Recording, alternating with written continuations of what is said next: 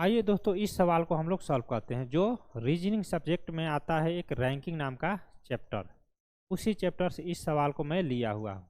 चलिए इसको सॉल्व करते हैं। पर एक पंक्ति में बाएं से ए का स्थान 11वां है। एक पंक्ति है हमारे पास, इसमें ए है लेफ्ट साइड और ए है राइट साइड। यानी कि कह रहा है कि ए का स्थान बाएं से, ए का स्थान बाएं से, ए जो है बाएं से 11वें स्थान पे है, बाएं से यानी कि इधर से। और बी जो है दाएं से 10वें स्थान पर है, दाएं से 10वें स्थान पर है। फिर हमको कह रहा है कि यदि ए और बी अपना स्थान अदला बदली कर ले, ए यानी कि बी के जगह पे चला जाएगा और बी कहाँ आ जाएगा, ए के जगह पे आ जाएगा, तो बताइए उस पंक्ति में कुल कितने, तो बताइए उस पंक्ति में कुल कितने व्यक्ति थे, उस पंक्ति में कुल कितने व्यक्ति हैं। जैसे ही ए बी के स्थान में जाता है तो ए का स्थान क्या हो जाता है हमारा, ए 18वें स्थान पे आ जाता है। यानी कि यहाँ से लेके, यानी कि यहाँ से लेके यहाँ तक 18 व्यक्ति बैठे हुए हैं। ठीक है।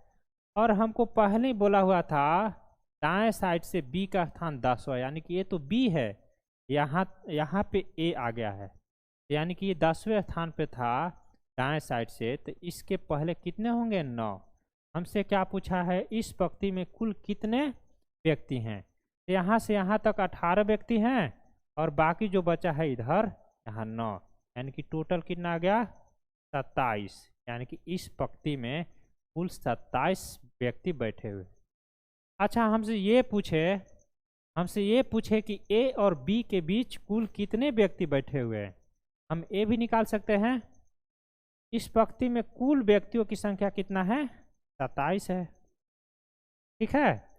और इस पंक्ति में कितने व्यक्ति बैठ चुके हैं, यहाँ से लेकर लेफ्ट साइड से यहाँ तक 11 व्यक्ति बैठे हुए हैं और राइट साइड से बी तक 10 व्यक्ति, यानी कि कुल कितने व्यक्ति बैठे हुए हैं, कुल व्यक्ति यानी कि 11 + 10 यानी कि 21 व्यक्ति बैठ चुके हैं। बाकी जो बच्चे हैं यानी कि 27 में से 21 को हम माइनस कर देंगे, क्या बचेगा हमारा, 6। यानी कि ए और बी के बीच में कितने व्यक्ति बैठे होंगे, 6 व्यक्ति बैठे होंगे। हम लोग इस सवाल का भी जवाब दे दिए। अच्छा, हमसे ये पूछे कि दाएं छोर से बी का नया स्थान क्या हो जाएगा, दाएं छोर से बी का नया स्थान क्या हो जाएगा। हम लोग इसे भी बता सकते हैं।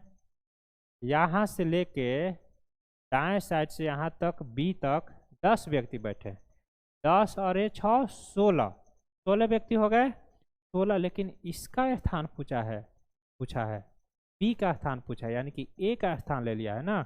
यहाँ से लेके यहाँ तक तो 16 व्यक्ति बैठे हैं, लेकिन स्थान पूछा है तो बी का स्थान क्या हो जाएगा, 17वां हो जाएगा। ठीक है।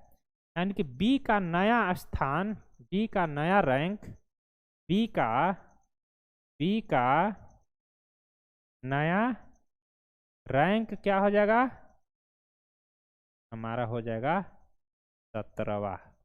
यही हमारा आंसर है। ठीक है। देखिए, हम लोग एक ही क्वेश्चन से 3 सवालों का जवाब दे दिए। चलिए हम लोग यहीं पे रुकते हैं।